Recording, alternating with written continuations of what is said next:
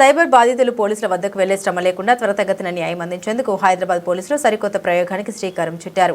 దేశంలోనే తొలిసారిగా సిమిత్ర పేరుతో బషీరాబాద్ సిఎస్లోని సైబర్ క్రైమ్ విభాగంలో వర్చువల్ హెల్ప్ డెస్క్ ను నగర పోలీస్ కమిషనర్ సజ్జనార్ ప్రారంభించారు. పోలీసులే బాధితులకు ఫోన్ చేసి ఫిర్యాదు తీసుకోవడం మొదలు ఎఫ్ఐఆర్ నమోదయ్యే వరకు అంతా ఇంటి నుండే పూర్తవుతుందని సిఐపి అన్నారు. జాతీయ సైబర్ పోర్టల్కు వచ్చే ఫిర్యాదుల్లో కేవలం 18% మాత్రమే ఎఫ్ఐఆర్లు నమోదవుతున్నాయని, మిగిలిన 82% నమోదు కావడం లేదని సజ్జనార్ వెల్లడించారు. ఇకపై సైబర్ పోర్టల్కు వచ్చే ప్రతి ఫిర్యాదును తప్పనిసరిగా ఎఫ్ఐఆర్ గా మార్చడమే లక్ష్యంగా పెట్టుకున్నామన్నారు.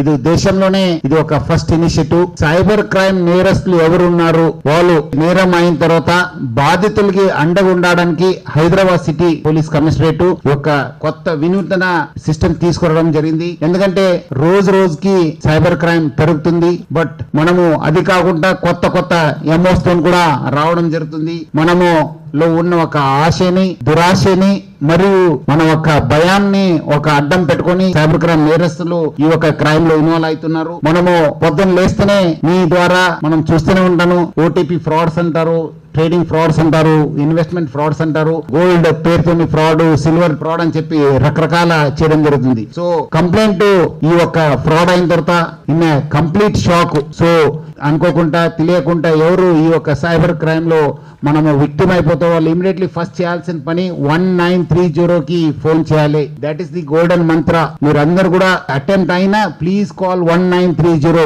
మీ యొక్క డీటెయిల్స్ ని cybercrime.gov.in లో మీరందరూ కూడా మీ ఎన్సీఆర్టీపీ పోర్టల్లో మీ డీటెయిల్స్ ని ఎంట్రీ చేయాలి. అది కాకుండా గోల్డెన్ అవర్ లో చేయాలి. మనం ఎట్లా మనము కార్డియక్ అరెస్ట్ అయిన తర్వాత, బ్రెయిన్ స్ట్రోక్ అయిన తర్వాత ఎట్లా మనం గోల్డెన్ అవర్ అంటాను, దీంట్లో కూడా ఒక గోల్డెన్ అవర్ అనేది ఉంటుంది. So I request all of you to please use golden hour so that మనము అకౌంట్ ని ఫ్రీజ్ చేయవచ్చు. ఎందుకంటే ఈ నేరస్తులంతా క్షణంలో అమౌంట్ ట్రాన్స్ఫర్ అయిపోతుంది.